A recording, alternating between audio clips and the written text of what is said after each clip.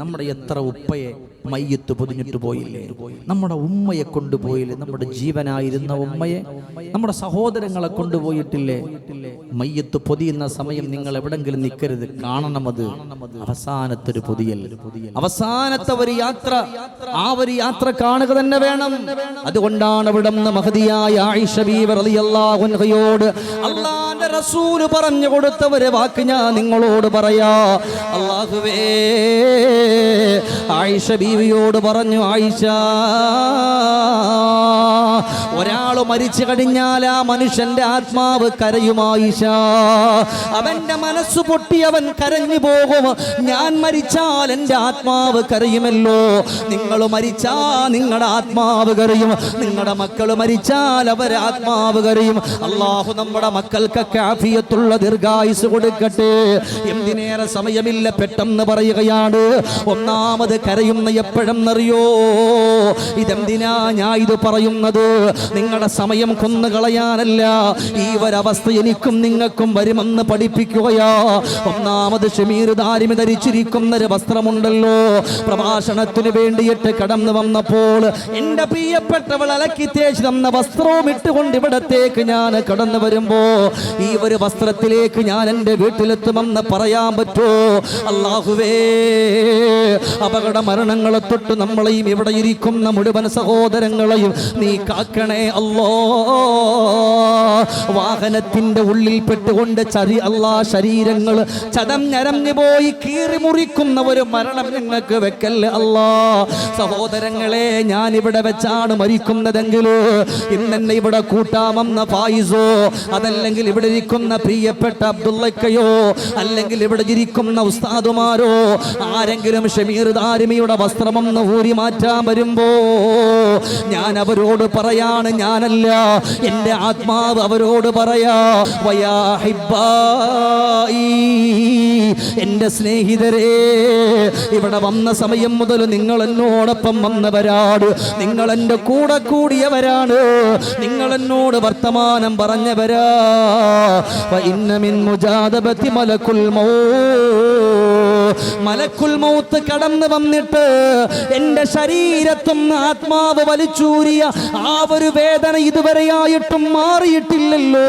അതുകൊണ്ട് നിങ്ങൾ എന്നെ പിടിച്ചു കുലുക്കല്ലേ, നിങ്ങൾ എന്നെ വലിച്ചിടല്ലേ.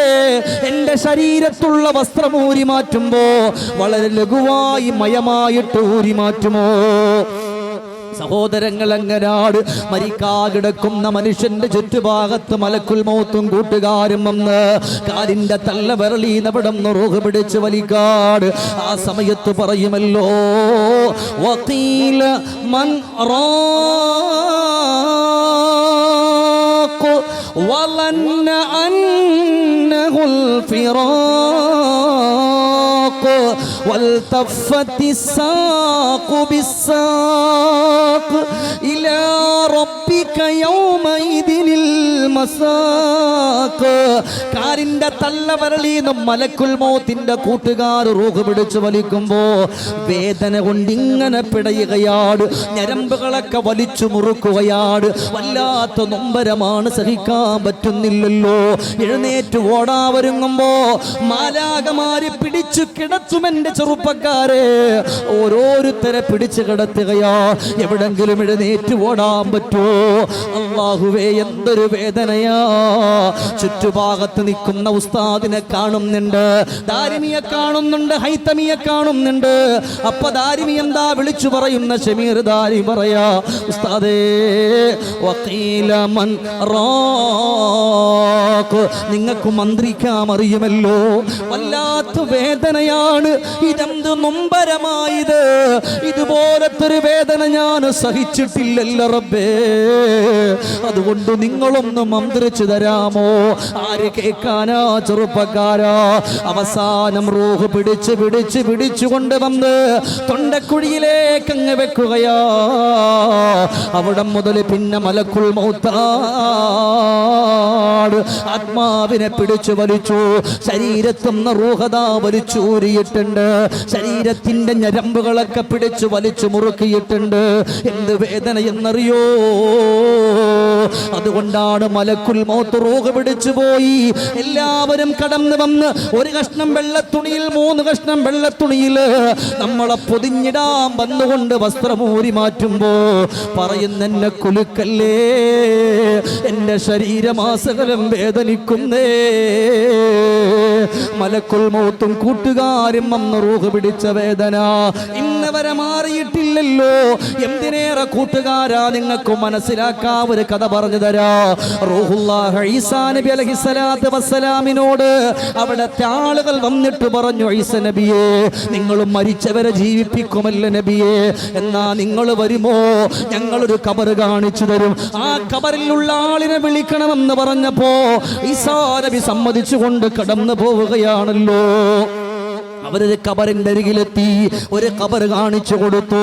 4000 കൊല്ലങ്ങൾക്ക് മുമ്പ് ഇവിടെ പറഞ്ഞ സാം ഇബ്നു നൂഹ് നബി അലൈഹിസ്സലാത്തു വസ്സലാമിന്റെ മകന്റെ ഖബർ.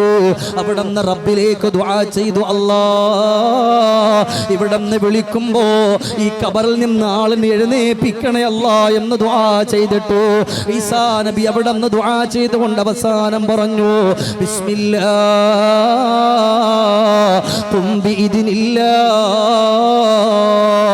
അല്ലാഹുവിന്റെ നാമത്തിൽ എഴുന്നേറ്റ് വരുമോ?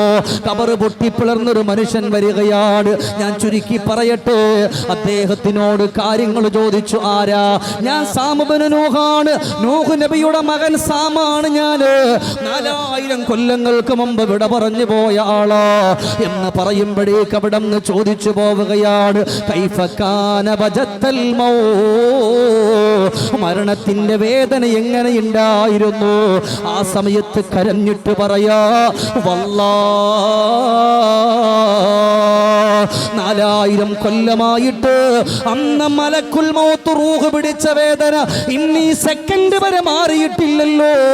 എന്തൊരു വേദനയാണ് എന്റെ ചെറുപ്പക്കാരാ, മരിച്ചിട്ട് 4000 കൊല്ലമായിട്ട് പോലും മരണത്തിന്റെ വേദന, തൊണ്ടക്കുഴിയിൽ നിന്ന് റൂഹ് പിടിച്ചെടുത്ത വേദന അത് മാറിയിട്ടില്ല എന്ന് വിളിച്ചു പറയുമ്പോ എന്റെ പൊന്നുമോനെ, നമ്മുടെ അവസ്ഥ എന്താണ്? അതുകൊണ്ടാണ് പറയുന്ന, എന്നെ പുതപ്പിക്കാൻ വന്നവരെ എന്നെ പിടിച്ചു കുലുക്കല്ല. ആയിഷ ഒന്നാമതപ്പെടാ പറയാ, പിന്നെപ്പെടെന്നറിയോ, എല്ലാവരും കടന്നു വരികയാണ്. ഇവിടെ ഇരിക്കുന്ന എന്റെ കൂട്ടുകാരൊരു പക്ഷേ വന്നിരിക്കട്ടെ, എന്നെ കൊണ്ടുവന്ന് ഒരു മറയിലേക്ക് വെക്കുന്നല്ലോ. അവിടെ നിന്നതാ എന്നെ കുളിപ്പിക്കാൻ വേണ്ടിയിട്ട് ഒന്ന് ചരിച്ചു കിടത്തുമല്ലോ, ഒന്ന് എഴുന്നേപ്പിച്ചിരുത്തുമല്ലോ, പല്ല് തേച്ച് തരുമല്ലോ, ശരീരത്തിലുള്ള അഴുക്കുകളൊക്കെ എടുത്തിങ്ങനെ തരുമ്പോഴും ആ സമയത്ത് ആത്മാവ് ഒരു ഭാഗത്ത് നിന്നിട്ട് പറയാ, എന്നെ കുളിപ്പിക്കുന്നവരെ, എന്നെ നിങ്ങൾ കുലുക്കല്ലേ, ഇതെന്ത് വേദനയാണ്, ഇതെന്ത് വേദനയാണ്, എന്നെ പിടിച്ചിട്ട് കുലുക്കല്ലേ. സഹിക്കുന്നില്ലല്ലോ. ആര് കേൾക്കാനാ ചെറുപ്പക്കാരാ? അവസാനം അവിടെ നിന്ന് കുളിയെല്ലാം കഴിഞ്ഞിട്ട് എൻ്റെ ആയാലും നിങ്ങളുടെ ആയാലും ശരീരത്തിനെ അതാ നമ്മുടെ വീട്ടിൻ്റെ ഏറ്റവും നല്ല ഹാളിൽ കൊണ്ടുവന്ന് കിടത്തുകയാണ്. ഒന്ന് ചിന്തിക്കുമോ? ഇത് ഞാനിവിടെ നിന്ന് നിങ്ങളോട് പറയുമ്പോൾ നിങ്ങളെല്ലാവരും ചിന്തിക്കണം. നിങ്ങളും മരിച്ചതായിട്ടൊന്ന് കരുത്, നിങ്ങളുടെ മയ്യത്തിന്റെ കഥയാണ് പറയുന്ന എന്ന് എല്ലാവരും ഒന്ന് മനസ്സുകൊണ്ട് കരുതിയിട്ടിരിക്കണേ. നിങ്ങളുടെ ആയാലും എൻ്റെ ആയാലും മയ്യത്ത് കൊണ്ട് വരികയാ. വീട്ടിൻ്റെ ഉള്ളിൽ നിന്റെ കൂട്ടുകാരുണ്ട്, നിങ്ങളുടെ കൂടെ നടന്നവരുണ്ട്, നിങ്ങളുടെ സഹോദരങ്ങളുണ്ട്. നിങ്ങളുടെ കല്യാണത്തിന്റെ അന്ന് നിങ്ങളോടൊപ്പം അടിച്ചു പൊളിച്ചു കൊണ്ട് നടന്നു പോയ, നിങ്ങളെ ഒരുക്കാനും കൊണ്ടുപോകാനും തമാശ പറയാനും അത്തറടിച്ചു തരാനും ചിരിയോടെ കടന്നു വന്ന കൂട്ടുകാര്, അങ്ങനെ ചെറിയൊരു വ്യത്യാസമേ ഉള്ളൂ. ഇന്നും അവര് കടന്നു വരുന്നുണ്ട്. അവര് വരുമ്പോ നിനക്ക് അവരോട് മിണ്ടാൻ പറ്റുന്നില്ലല്ലോ, നീ ഇങ്ങനെ കിടക്കുകയാണല്ലോ. എല്ലാവരുടെ മുമ്പിലും അതാ ഒരു പായ വിരിച്ചു, ഒരു പായ വിരിച്ചിട്ട് അതിൽ നിന്നെ കിടത്തുന്നുണ്ട്. ആ സമയത്തൊക്കെ നീ ഇങ്ങനെ കരയുന്നുണ്ട്, കൂട്ടുകാർ നോക്കുന്നുണ്ട്. അവരൊക്കെ നിന്റെ വേദനയോർത്തിട്ട്, നിന്റെ വിഷമമോർത്തിട്ട് അവര് കരയാണ്. ഇന്നലെ വരെ കൂടെ ഉണ്ടായിരുന്നവനല്ലേ, ഇന്നലെ വരെ തോളത്ത് കൈയിട്ട് കൊണ്ട് നടന്നിരുന്നവനല്ലേ എന്ന് പറഞ്ഞു കൂട്ടുകാർ കരയും. അവരുടെ മുഖത്ത് നോക്കിയിട്ട് മോനെ നീ കരയുകയാണോ എന്ന് പറഞ്ഞ് കരഞ്ഞു പോകുന്നവരവസ്ഥയുണ്ട് ചെറുപ്പക്കാരാ. അവസാനം അവിടുന്ന് കാലുകെട്ടുകയാണ്. ഇനി പോകാനുള്ള യാത്രയ്ക്കുള്ള ഒരുക്കമാണ്. പള്ളിക്കാട്ടിലാണോ നാളെ മണിയറ, കനമേറിടുന്ന കല്ലതിൻ്റെ മീതേ, പൊള്ളിടുന്ന ചൂടു തിങ്ങും കല്ലറ, നാം തുള്ളി നടക്കേണ്ട മണ്ണിൽ മീതേ. പള്ളിക്കാട്ടിലാണു നാളെ മണിയറ, കനമേറിടുന്ന കല്ലതിൻ്റെ മീതേ, പൊള്ളിടുന്ന ചൂടു തിങ്ങും കല്ലറ, നാം തുള്ളി നടക്കേണ്ട മണ്ണിൽ മീതേ. വിളിക്കുന്ന പേരുമാഞ്ഞ് പോകുമേ, ഉടൻ മയ്യിത്തെന്ന നാമമായി തീരുമേ. വിളിക്കുന്ന പേരുമാഞ്ഞ് പോകുമേ, ഉടൻ മയ്യിത്തെന്ന നാമമായി തീരുമേ. നിന്നൊറ്റവരും അതേറ്റു ചെല്ലുമേ, എല്ലാം വിട്ടെറിഞ്ഞു പോണം പള്ളിക്കാട്ടിലേ. സഹോദരാ, സമ്പാദിച്ച മുഴുവനും ബാക്കി വെച്ചിട്ട് കടന്നു പോകണമല്ലോ. നിന്റെ കാല് കെട്ടുകയാണ്, നിന്റെ അരഭാഗം കെട്ടുകയാണ്. ഇനി പൊതിയാൻ ബാക്കിയുള്ളത് പൊന്നുമോനെ നമ്മുടെ തലഭാഗം മാത്രമാണ്. ആ സമയത്ത് മുസ്തഫായ നബി തങ്ങൾ പറയുന്ന ഒരു വാക്കുണ്ടല്ലോ, എന്തെന്നറിയോ? എന്റെ കാല് കെട്ടിയവരെ, എന്റെ കൈ കെട്ടിയവരെ,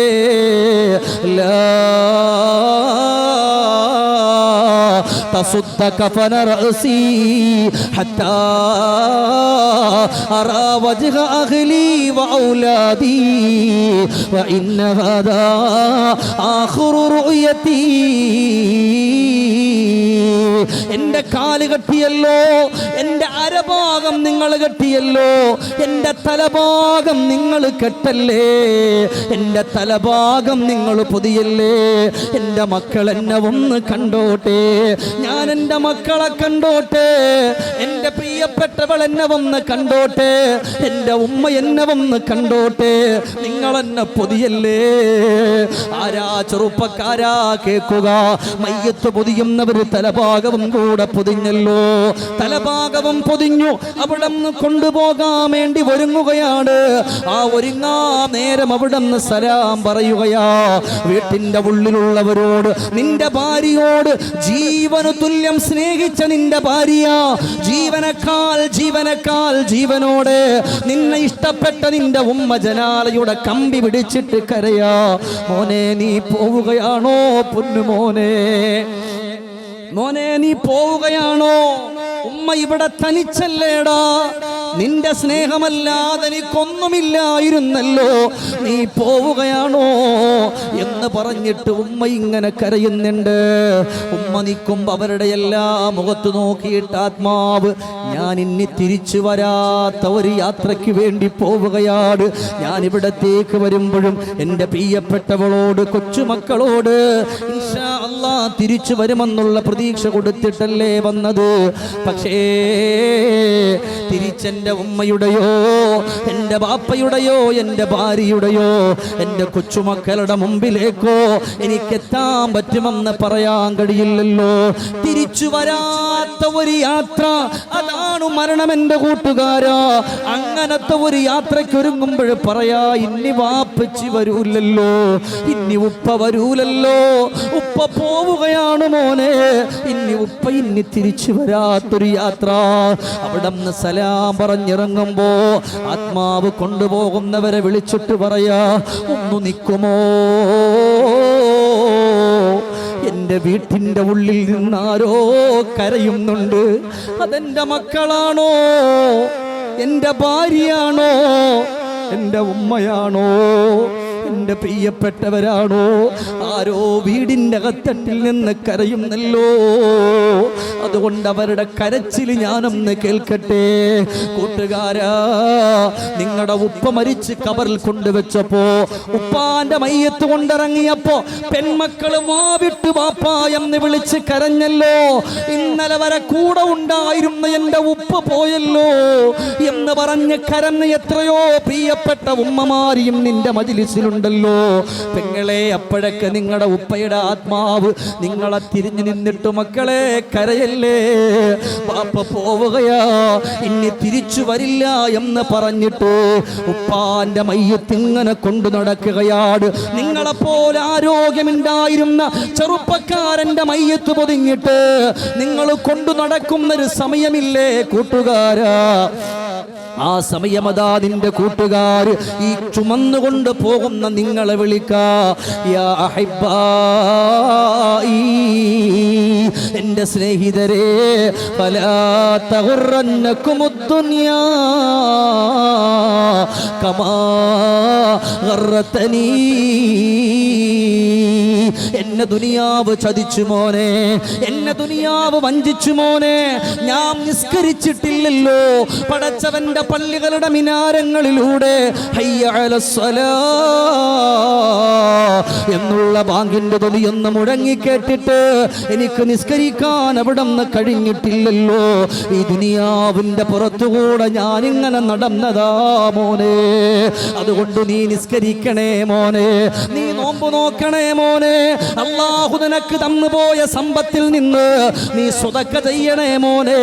എനിക്കിനി നിസ്കരിക്കാൻ കഴിയില്ലല്ലോ, എനിക്കിനി നോമ്പ് നോക്കാൻ കഴിയില്ലല്ലോ, എനിക്കിനി സ്വതക്ക ചെയ്യാൻ കഴിയില്ലല്ലോ, എൻ്റെ സ്വത്തിൻ്റെ സക്കാത്ത് കൊടുക്കാൻ കഴിയില്ലല്ലോ എന്ന് പറഞ്ഞ് നിങ്ങൾ കൊണ്ടു നടന്ന മനുഷ്യന്റെ ആത്മാവ് അവരിങ്ങനെ വിളിച്ചു പറയാട്. അവസാനം കൊണ്ടുവന്ന് പള്ളിയിൽ വെക്കുമ്പോ ചില ആളുകൾ പെട്ടെന്ന് അവിടെ നിന്ന് നിസ്കാരം കഴിഞ്ഞിട്ട് ഇറങ്ങി ഓടും. അവരെ മയ്യത്തിന്റെ ആത്മാവ് വിളിക്കാണ്, എവിടുക്കാ പോകുന്നത്? ഇതുപോലെ എനിക്ക് അത്യാവശ്യങ്ങൾ ഉണ്ടായിരുന്നു, ഇതുപോലെ എനിക്ക് ധൃതി ഉണ്ടായിരുന്നു. എത്ര വഅലിന്റെ മജ്‌ലിസിൽ എൻ്റെ കൂട്ടുകാർ വരുന്നുണ്ട്. നന്മയിലേക്ക് വരാനും ആളുകൾ കുറവാണല്ലോ. ഒരു 10 മിനിറ്റോ ഒരു മണിക്കൂറോ ഇരിക്കാൻ കഴിയാത്ത മനുഷ്യരുണ്ടല്ലോ. ആ സമയത്ത് ചോദിക്കാണ്, മോനെ എവിടേക്കാടാ പോകുന്നത്? ഇതുപോലെ ഒരുപാട് തിരക്കെനിക്കുണ്ടായിരുന്നു, കച്ചവടമുണ്ടായിരുന്നു, അതിനു വേണ്ടി പരക്കം പാഞ്ഞ് ഞാൻ പോയതാ. നിങ്ങൾ പോകല്ലേ, എനിക്ക് കിടക്കാനുള്ള അവസാനത്തൊരു വീട് അതുകൂടെ കാണാതെ നിങ്ങൾ പോകല്ല. ഇന്നലെ വരെ കിടന്നത് കൊട്ടാരത്തില്, ഇന്നലെ വരെ കിടന്നത് നല്ല വീട്ടില്. ഇന്ന് രാവിലെ വന്നപ്പോ തന്നെ അബ്ദുള്ളയ്ക്ക് എല്ലാ സൗകര്യവും ചെയ്തു തന്നു. അവിടെ കിടന്ന് ഉറങ്ങിയ ഞാനോ ഇന്നൊരു പക്ഷെ എവിടെയാ കിടക്കുന്ന എന്ന് എനിക്ക് പറയാൻ പറ്റൂല. ആത്മാവ് പറയുന്നു, മോനെ ഇന്നു മുതൽ എനിക്ക് കിടക്കാനുള്ള വീട് അത് കാണാതെ നീ പോകല്ലേ. എല്ലാവരും മയ്യത്തെടുത്തു, ചുമന്നുകൊണ്ട് പോവുകയാണ്. എവിടേക്കാ? പള്ളിക്കാട്ടില്. പരംവിധി ചുമ്മായിട്ട് ചുങ്കിൽ നടക്കുന്ന ശുജാഅത്ത് നമുക്കുണ്ട് നാട്ടിലെ. കഥയെന്തെന്നറിവുണ്ടോ? നാളെ കിടക്കുന്ന കബറെന്ന ഭയങ്കര വീട്ടിലെ മെത്ത പിരിഞ്ഞു നമുക്ക് കാട്ടിലാറടി മണ്ണാണ്. മേലിൽ വന്നു കിടക്കണ നമ്മുടെ മേലെ വരുന്നത് കല്ലാണ്. ഇലയും തണ്ണീരതും ചേർത്ത് മണ്ണതിനാലെ അടവാക്കും വിടവീനെ പാറിലേ. കരമേറും മീസാങ്കല്ലും മണ്ണും മതിലുമീതേ മറമാടും കബറുബഹു ജോറിലേ. അല്ലാഹുവേ കൊണ്ടുവന്ന് കബറിടത്തിലേക്ക് വെക്കുകയാ. ഇന്നലെ വരെ കിടന്ന് വിശാലമായ വീട് കഴിഞ്ഞു, ഇന്നൊരാൾക്ക് മാത്രം കിടക്കാനുള്ള വീട്. നിന്റെ കൂട്ടുകാര് വരില്ല ചെറുപ്പക്കാരാ, നിങ്ങളുടെ ഉമ്മ വരില്ല കൂട്ടുകാരാ, നിങ്ങളുടെ ഭാര്യ വരില്ലല്ലോ ചെറുപ്പക്കാരാ. തനിച്ചു ഒറ്റയ്ക്ക് ഖബറിന്റെ കൂരിരുട്ടില് നിന്നെ അങ്ങ് കൊണ്ടുവെക്കുകയാ. ഒന്നാമത്തെ പലകയിട്ട് മൂടി, രണ്ടാമത്തെ പലകയിട്ട് മൂടി, മൂന്നാമത്തെ പലക വെച്ചു. ഇനി ഒരൽപ്പം കൂടെ ബാക്കിയുള്ളൂ, ഒരു പലകയും കൂടെ വെച്ചാ നിന്റെ ഖബറിന്റെ ഉള്ളിൽ ഇരുട്ടായി. പിന്നെ ഒരൽപ്പം വിടവ് കണ്ടാൽ ഇലയമ്മേ തണ്ണീരതും ചേർത്തു മണ്ണതിനാലെ അടവാക്കും വിടവിനെ മാറിലേ. കനമേറും മീസാങ്കല്ലും മണ്ണും മതിലുമീതെ മറമാടും ഖബർ ബഹു ജോറിലേ. അതുകൂടെ അടച്ചു വെക്കുകയാ. എല്ലാവരും മണ്ണിട്ട് മൂടുകയാണ്, എല്ലാവരും അവിടെ നിന്ന് പിരിയുകയാണ്. ആ പിരിയുന്ന സമയത്തും വിളിക്കുന്ന എന്നെ ഖബറടക്കിയിട്ട് പോകുന്നവരെ, എൻ്റെ മക്കളെ, എൻ്റെ മക്കളെ, നിങ്ങൾ ഞങ്ങളെ മറക്കല്ലേ. ഞാൻ നിന്റെ ഉമ്മയല്ലേ, ഞാൻ നിന്റെ ബാപ്പയല്ലേ. ഉമ്മാനെ മറക്കല്ലേ പൊന്നുമോളെ, ഉമ്മയെ മറക്കല്ലേ പൊന്നുമോനെ. എത്ര സ്നേഹം തന്ന് വളർത്തിയതാടാ നിന്നെ. അതുകൊണ്ട് ഈ പാപപ്പെട്ട ഉമ്മാനെ മറക്കല്ലേ.